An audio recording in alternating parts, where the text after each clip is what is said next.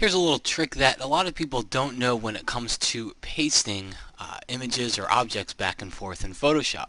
Now, let's take a good example here. I've got this image of a kind of a cutout 3D globe, and I'm going to use the magic wand tool to select the white, and then I'll choose select inverse, and that selects the globe that's inside of it.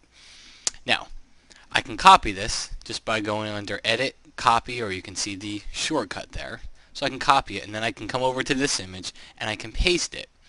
Edit, Paste, and you can see the shortcut again. Control V, Command V on the Mac, and watch what happens. It pastes it right into the center of the image here. But what about if you don't want to do that? What about if you have a very specific place you want to paste your objects? If you're working with an image that's got everything all laid out already, you don't want to paste it somewhere and then have to go moving it around. So let's delete the layer, and let's create a selection somewhere in our document. Let's do it up here in the top left. Alright, now I'm going to go back over here. I'll choose Edit, Copy. I've copied it again, and let's go back to this image here. And instead of choosing Edit, Paste, I'm going to choose Paste Into, and watch what happens here. Photoshop pastes it right into that selection that I had created, and it makes it fit inside there. Now, it's cut off the edges, and look what it did inside the layers palette. It actually created a little mask.